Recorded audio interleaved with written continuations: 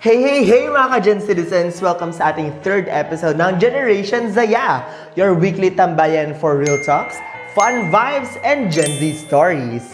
Kung saan tayo ang sentro, atin ang kwento. Ako nga pala si Bonica Gumbok, ang inyong fashionista, passenger princess, na sasakyan ng inyong trip basta kompleto ang aking sleep. In the previous episode, we talked about the essence of friendships in Joey's academic life. We learned that just having someone around really helps to get the job done. But our takeaway is that no matter what happens, just keep on showing up. Katulad rin ng previous episode, nalaman natin na hindi madaling mag-progress without your friends beside you. But for today's episode, what home feels like, matututunan natin na kumuha ng lakas from our own homes, our families. Kaya, Gen Citizens, don't go anywhere dahil sa pagbabalik natin, susunod na ang Kwentong Gen Z!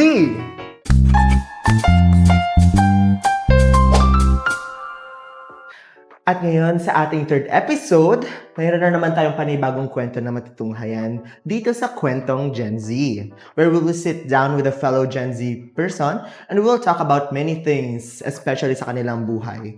At ngayon, pag-uusapan natin ay ang kanilang mga problemang kinakaharap sa mga studies nila, tsaka kung sino yung pinupuntahan nila para tulungan silang ma-shape kung sino sila.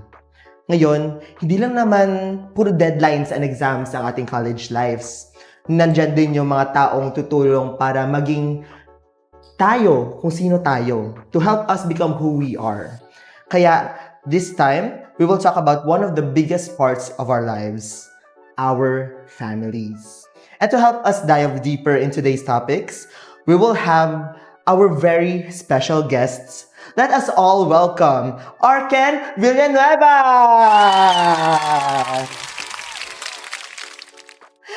Hi, Kuya! Hello. So, welcome sa ating third episode. Excited ka ba maging guest today? Sakto. So, marami pong salamat sa pagdalo sa aming episode today and we are very happy na nagkaroon po kayo ng time para bisitahin po kami. Pero, bago tayo magsimula ng ating kwentuhan, pwedeng introduce yourselves muna tayo para sa ating mga audience. Ako nga pala si Ken David Villanueva from BSN 2. So, yan. So, Ken, alam namin ngayon na nursing student ka and that is not an easy course. Talagang bugbugan sa course na yon. And so, Ken, pwede mo ba kaming kwentuhan kung tungkol sa pamilya mo na laging sumusuporta sa'yo? Yung family ko kasi, actually kami dalawa lang ng kapatid ko nandito sa Philippines ngayon.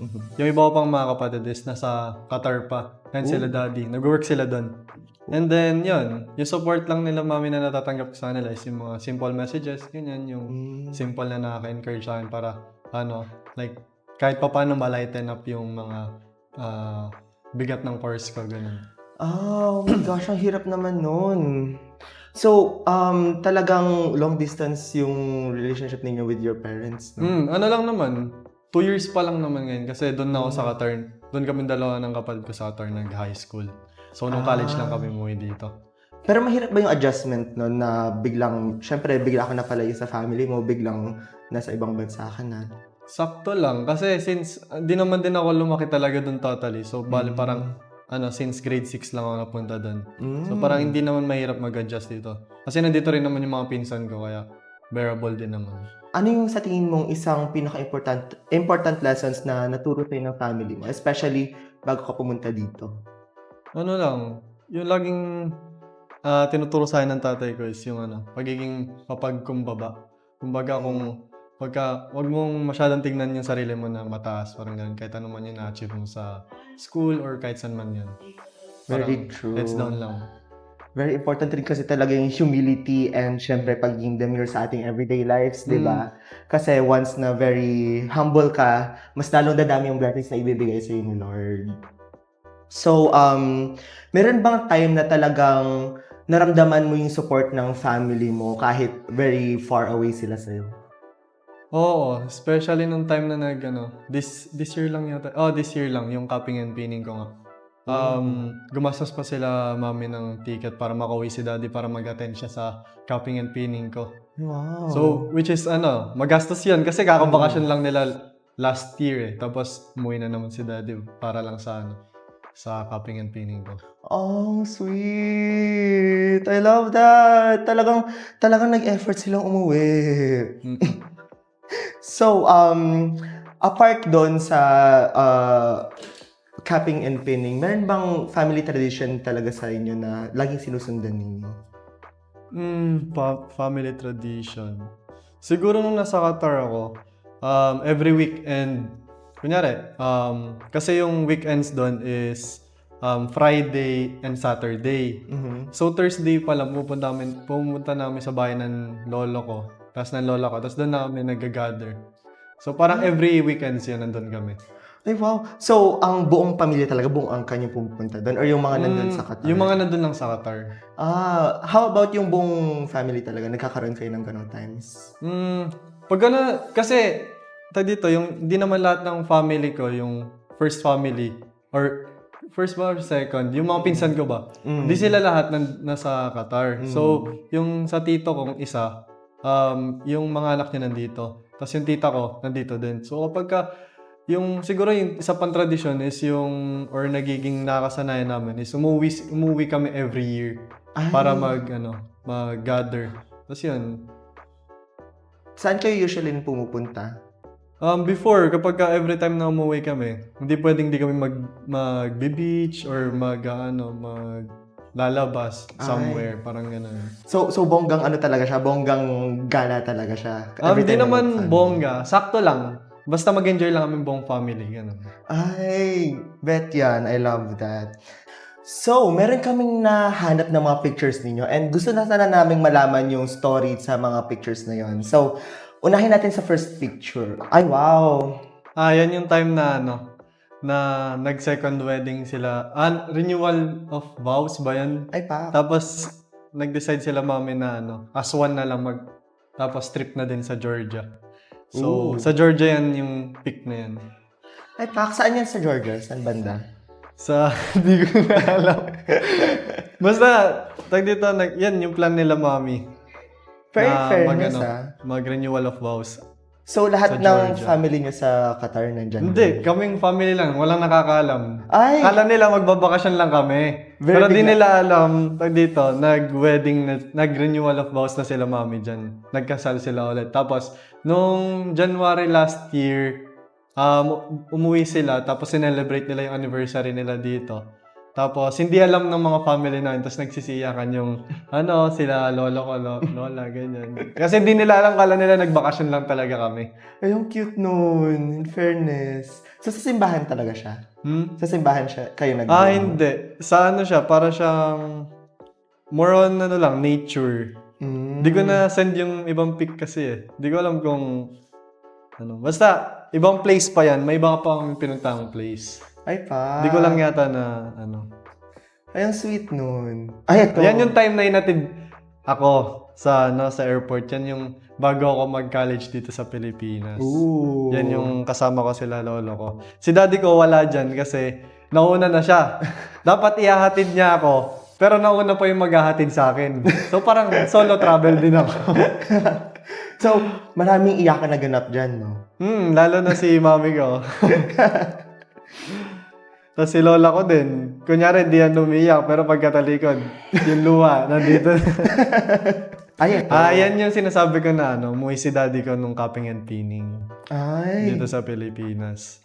So, kakauwi niya lang din, this year lang din. Umuwi siya, tapos umuwi na naman siya nung cupping and pinning ko. Ay, ang nice. Talagang effort yung family to support. Ay, ito. Ano to? Yan yata yung mga times na malapit na akong umuwi dito sa Pilipinas. Tapos nagbabanding-banding namin Ito, yung si Tito Ibes, yung naka-blue. Tapos si Kyle, yung isa sa mga closest friend ko sa Philippines. Ay. So, si Tito Ibes, parang parang paano na ba to rin? Parang tropa ko siya at the same time, parang family na din yung treat namin sa isa't isa. So very close kayo dalawa. Hanggang ngayon, nagsisend pa siya sa akin ng mga reels. Hindi ko lang pinapansin. Yan Ay, naman yung Kachubugan. yung malapit na talaga umuwi. Tapos, si Shaira kasi paalis na din. Tapos si Adrian paalis na din. So, parang, yun, niyaya kami nila Tito Ives, tas ni Tita na kumain sa labas, gumala. Tapos, yun, kasama ni Shai yung buong family niya. So, bale, yung babae doon sa tabi ni Shai, yung naka-blue na t-shirt, yun yung sister ko. Tas yung nandun sa dulo, yun yung parents ng friend ko. Ay, Pak, parang masasarap ng kinain niyo dyan. Ano yung mga yan? Sa steakhouse yata yun eh. Ay, wow. Nalimutan ko kung anong pangalan ng restaurant. Natakam ako. Tara, pakain tayo, charot. Ayan, yan, same photo lang yan ng kanina. Pero, hinatid ako ng mga friends ko dyan. Yung iba kasing friends, nauna na. So, sila lang yung mga available that time. So, hinatid na nila ako. Which is, na-appreciate ko din. Kasi nagbigay pa rin sila ng time and effort para ihatid ako. Ay, Yung wow. time naman na yan, debut yan ni Denden. Yung isa sa mga friend ko na naghatid sa akin. So, kinabukasan yan, sleepover sa hotel. Kinabukasan yan, nag-swimming na kami, umagang-umaga. Saan yan? Sa Qatar din. Ay, Pak, ang ganda ng swimming pool nila. Fairness. So, thank you, Ken. Very inspiring yung story mo. And sana, this whole episode, mas marami pa kami matutunan sa'yo. Siyempre, kung gaano ka ka-close sa family mo. Kaya, hindi pa dyan nagtatapos ang ating kwentuhan. Meron pa tayong segment 2 kung saan matetest natin kung gaano ba ka-true ang mga stories mo. Kasi up next, we are turning to Zaya Mode On!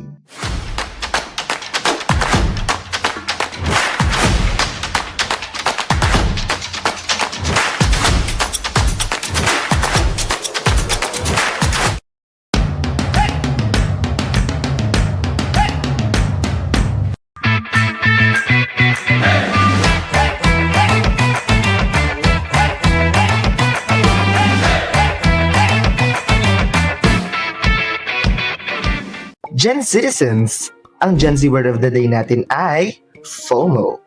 Alam mo ba kung ano yun? It stands out for fear of missing out.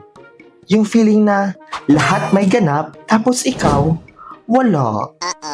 Ha? May food trip pala sila? May sale sa Shopee? Boom! Instant FOMO. Kaya next time, stay updated or better yet, make your own fun.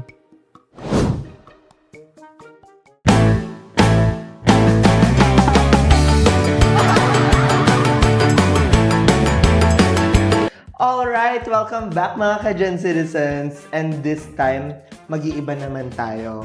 So it's time to check if Ken's answers are true or medyo nagkakapol. So, game ka na ba? Game na! Sure na ba yan? Sure na yan! Ladan. Ano So, ba? so, welcome sa Truth or Pause! So here's how it works. So, magbabasa ako ng statements galing sa story mo and if it's true, papakita mo on truth. Or if not, sabihin mo lang false, which means medyo off ang reading mo. Okay? So, Kuya Salot. Here you go. So, let's start. So, question number one. I treat my stepmom like my real mom. Siyempre, true. Ay, True true. yan, true. Ano yun? Paano ka nagkaroon ng stepmom? If okay ka mag-share. Actually, tip of the iceberg lang. Lumaki talaga ako sa lola ko. So yun, di ko talaga kasi nami-meet pa yung dad ko. So sa lola ko lang talaga. So parang, most of my time din, di ko rin na-spend yung time ko with my biological parents. So, yun, nagkita nga kami ng dad ko, tapos sinama niya ako. Since hindi rin naman maganda yung sitwasyon ko last time. So, yun, sinama niya ako. And may new family na siya. Which is, yun nga, si Mommy. So, yun, parang tinuring ko na din siyang tunay na nanay since tinuring niya din akong tunay na anak na walang, parang yung love niya for me, it's unconditional. Ganon. Ang sweet nun. Mm. So, hindi naman naging hard yung transition na bigla mong nangit. At first, yung sa una kasi, syempre, medyo hindi pa sanay. Tapos, kinalaunan, nasanay na din sa isa't isa, ganun. Pero si Mami, lagi niya talaga akong ina-approach. So, parang, yun nga, nakuha niya din yung loob ko. And yung treat niya sa aming magkakapatid, parang there's no difference talaga. Ay, sweet So, mo. parang as one kami. Ay, buti hindi siya naging very struggle kasi di ba minsan ganyan. Kapag ganyan, medyo may awkwardness. Pero thankful nga ako kasi syempre, most of the, alam mo naman, yung mga stepmom, parang iba yung treat talaga nila sa hindi nila anak. Pero sa akin, grabe. Yung difference talaga makikita mo. So, very thankful talaga ako. Yes, I love that. So, question number 2. My father from Qatar came home just to attend my capping and pinning ceremony. True din. Yes. Nakita naman sa picture kanina. Yun na evidence. Oo, may evidence tayo. Di natin yung may kakaila. Hmm. So, ano yung naging... Surprise ka ba nila na bigla silang umuwi or sinabi naman nila before? Hindi naman. Hindi naman siya surprise. Parang tinatanong talaga nila sa akin kung kailan yung capping and pinning ko. Since ano din yun, malaki ding event or important event din yun sa course ko. So once lang siya nangyayari sa course. So next graduating na, diba? Kaya pinala talaga nilang umuwi. Ay, the effort, I love that. Talagang napaka-supportive nila sa course mo. So, question number 3. I don't miss my friends from Qatar. Siyempre, Pulse yan. Actually nga, every time na minsan na lang kasi ako mag-IG. So kapag napupunta ako sa highlights ko, kasi nilalagay ko din yung mga for my friends, ganun. Tapos kapag napunta ako sa part na yan, parang, nami-miss ko na yung mga kaibigan ko. Parang kailan kaya ulit kami magkikita. Siyempre, siguro, after na magkaroon kami ng mga kanya-kanyang successful careers. Yeah. Oo, kasi sabagay, ang layo nga naman ng Qatar. Kasi iba-ibang bansa din sila eh. Isa nasa Georgia, yung isa nasa Australia, Hungary. Ay, grabe. Tapos yung iba, nasa iba't ibang island ng Philippines. Ay, paano nyo nung pinaplano yung meetups ninyo? Wala pa, syempre. Nasa nasa process pa lang kami. So pagka siguro nandun na kami malapit, tsaka pa lang kami magkaka-reunite siguro. Pag kaya na talaga. Kapag may kanya-kanya ng incomes. Ay. So, question number 4. I always remind myself to stay humble no matter what happens. True. Okay. True yan. So, meron ka ba mga kwento kung saan na-test yung mo na to? Yung virtue mo na to? Siyempre, sa mga times na may mga, example na lang sa ACADS dito sa school, may mga times na mga kaklase mo nahihirapan and ikaw, and since mas nakakaintindi ka, it's better to parang wag mo na ipamukha sa kanila na parang mabagal sila pumick up. It's better to help them na lang rather than to mapahiya pa sila. Ay, very true yan. So, question number 5. I easily get influenced by others. Pons. Ay, di siya Pons madaling yan. masway ng mga budol-budol na kaibigan. Hindi talaga. Basta, kung ano yung ini-stand ko, doon ako sa ini-stand ko. Yes. Always Okay stay nang true to magkaiwalay na kami, basta ako, alam ko, tama ako. Yes, true. Very true yan. Question number 6. I sometimes get tired, but I don't call it stress. True. Kasi, dito, pagka inisip mo yung problema mo na parang mahirap, parang mas mahirap ka mag-cope up. So, it's better to treat it na parang in a way na parang challenge lang siya na pwedeng matapos, hindi naman everyday or the next day, gano'n na naman. O kaya, sa susunod na linggo, gano'n na naman. So, parang lang siya, parang part of the day. So, hindi dapat ka magpapapekto sa bad day na yan. So, you need to move forward, parang gano'n. Meron ka bang mga coping mechanisms kapag, kunwari, yun nga, medyo naramdaman mo yung pagod, naramdaman mo yung stress, meron ka bang mga coping mechanisms na ginagawa? Naglalaro lang ako ng basketball.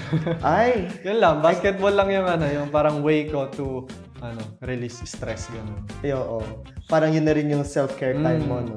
Kasi parang pagka naglalaro kasi ng basketball, parang yung focus mo napupunta sa ibang bagay. Tapos after nun, parang nagkakaroon ka ng ways to, parang dito, bigyan mo ng to solve your problems, parang gano'n. True. Very true yan. Tsaka doon mo rin na lalabas lahat ng mga pent-up mo na galit, mga hinanakit mo, no? Kada shoot mo merong sama ng loob. Pwede. So, number 7, I ignore my parents' advice most of the time. Pause. May mga times siguro, pero hindi most of the time. Kasi syempre, iba na yung generation natin ngayon sa generation nila before. So may mga times na marirealize mo na tama sila. And then may mga times na marirealize mo na mali sila. True. So yun. Basta pakinggan mo lang yung mga sinasabi ng parents mo and apply mo lang in a different way. Yes.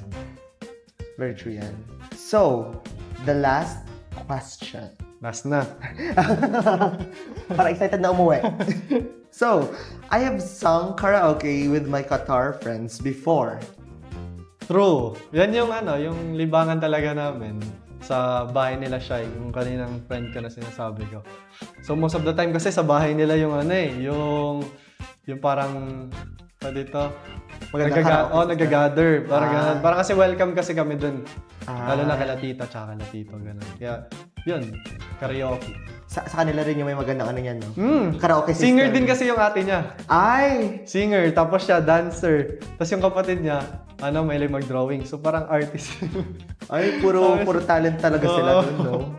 So, ano yung mga since yun nga, lagi kayo nagkakaraoke, ano yung mga go-to songs mo kapag nagkakaraoke ka? Mostly, love songs talaga yung yung ko. Kinakanta ko kahit sintonado. Mayroon ka bang mga titles na magbibigay? Tapos, pasample na rin. Parinig natin yan. Sintonado lang ako, papasample mo pa ako. Okay lang yan, sintonado tayong lahat. Represent natin yung 1% ng Filipino genius. Ano ba yung mga title na kanta na? Yung When I Met You by Apo Hiking. Ay, masample na. Huwag na mag-sample.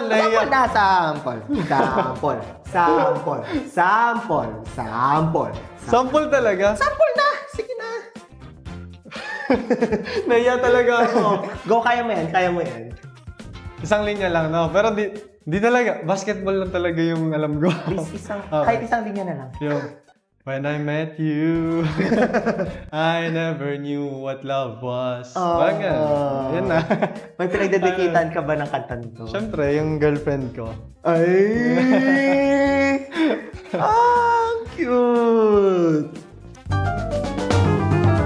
So, that wraps up our segment ng True or False.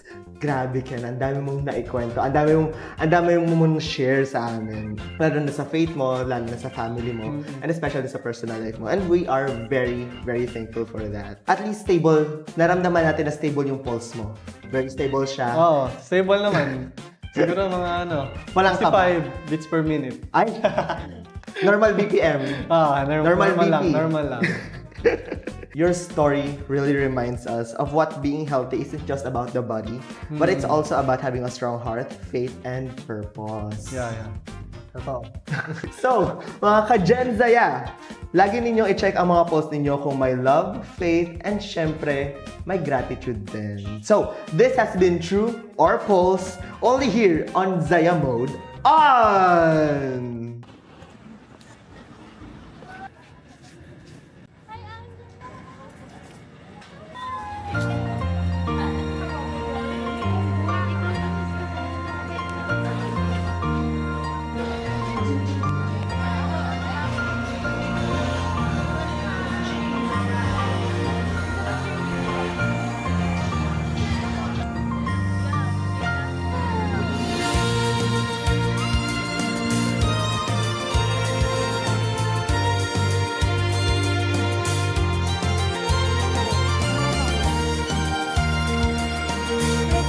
Ganda talaga dito sa Capital Town. Ang saya nila, tignan mo.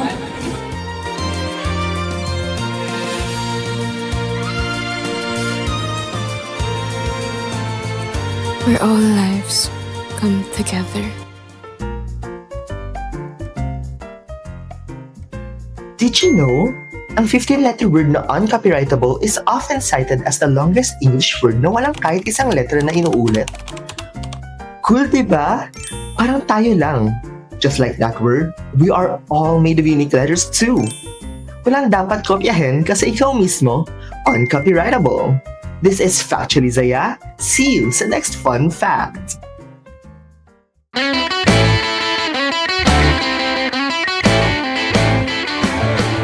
Welcome back mga ka-Gen citizens! Now, we have reached our final segment for this episode, the Final Saya. This is the segment where our guests gets to share their final thoughts, lessons, and word of advice for all of us watching right now. So Ken, narinig namin kanina ang kwento mo about your family who supported you all the way from Qatar. So sobrang layo talaga nun. And your friends who remained close even from miles away.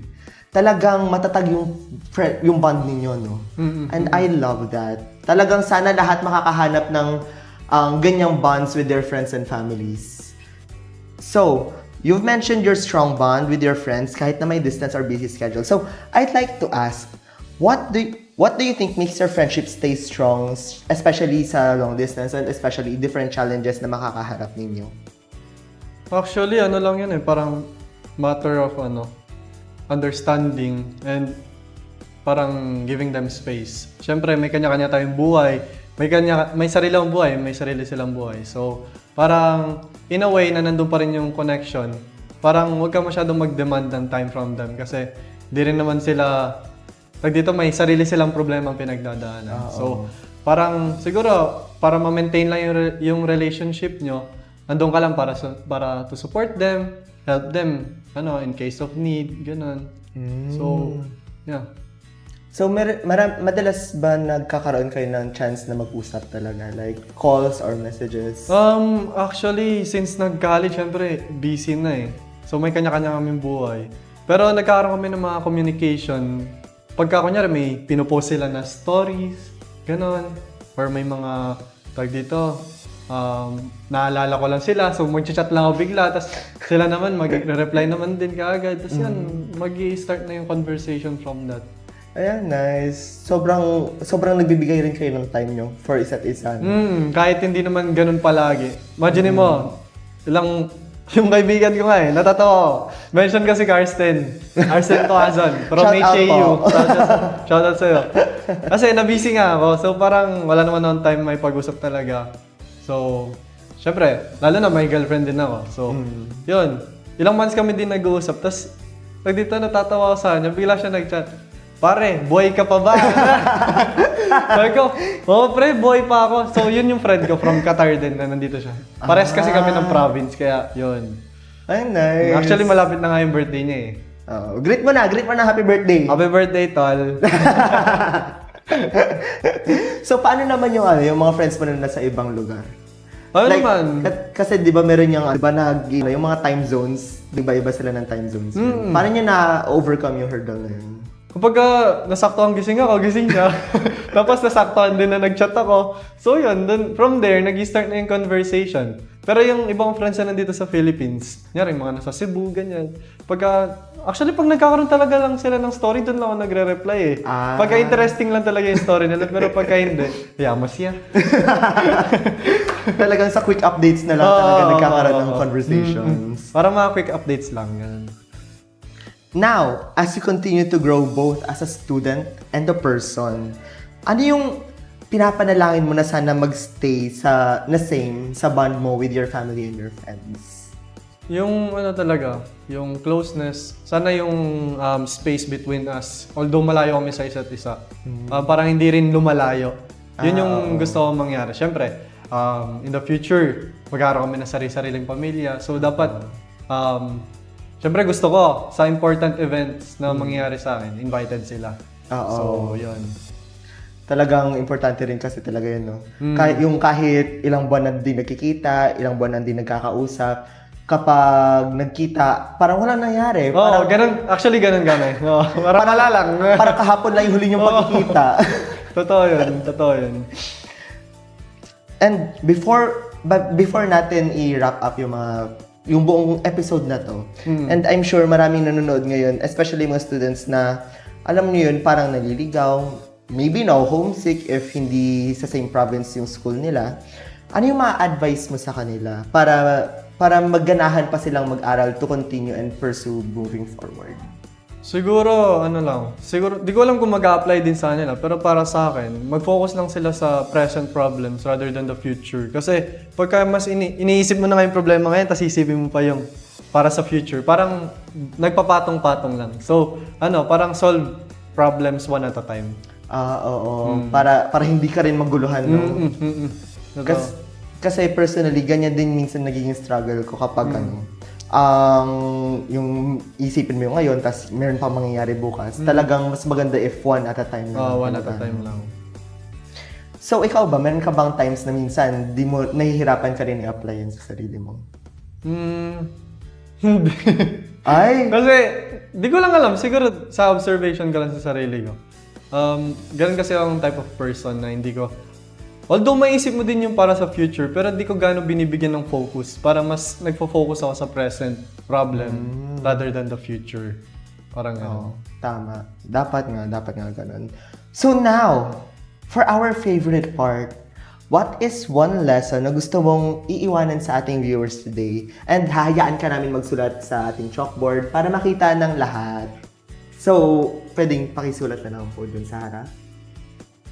Yes. Saan yung... Diyan. Ito. Hindi ko alam ano lesson eh. Ano?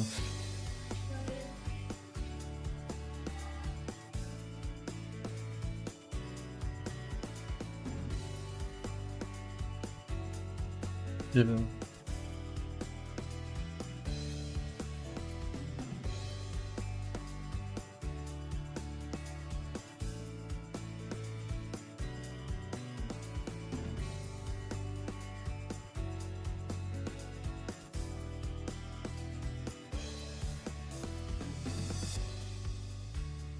Ito.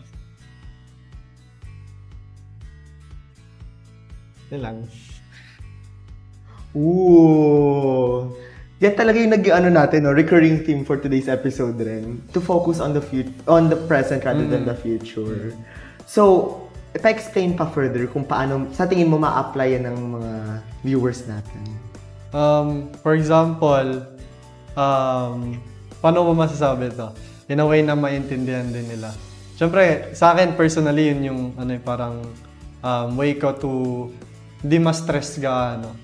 So for example, kahit nursing nga, di ba, maraming mga activities, ganyan. So, ginagawa ko lang siya one at a time. Although, di ko na sinasabi na magaling ako sa time management. Siyempre kapag kanyari, deadline kinabukasan. Tapos yung isa, deadline. Sa susunod na rin ko. Tatapusin ko na yun, deadline kinabukasan. So parang parang ganun lang, one at a time. Kumbaga, nagre-relax muna. Pero di ko na sinasabi na parang i-pressure niyo yung sarili niyo na parang, tatapusin niyo siya like ilang oras na lang before the deadline, parang ganun. So parang bigyan niyo din ng time yung sarili niyo na mapag-relax. So after niyo magawa yung isang task, relax ka lang muna. Tapos gawin mo yung isa, then relax. Same din sa buhay. So kung may problema ka, for example, may nahabol kang so mag-DL, ganyan. Yes. So dapat magpo-focus ka muna sa mga schoolworks mo. Huwag ka muna mag-focus sa parang mga ginagawa mo. Ay, sa DL kasi parang pag nag-focus ka doon, nawawala na yung parang nalilis ka na sa goal. Kasi nangyari na sa akin yan eh. Gusto ko mag-DL to the point na parang napabayaan ko yung ibang subject. Kumbaga, lahat na subject ko, may 1.50, 1.25. Tapos napabayaan ko yung minor subject ko, nag-DOS ako. Aray! So, sayang siya. So, yun, para mag-focus muna kayo sa sa present muna. Tsaka minsan kasi kapag masyado ka na-focus sa goal mo, Mm. nawawala ka talaga Nawawala sa sa landas. mo. Oo. Kasi focus ako sa ganito. Meron palang mga side na nangyayari tapos magulat ka na lang, ay, biglang nalihis ka na. Mm-mm. Okay lang yan.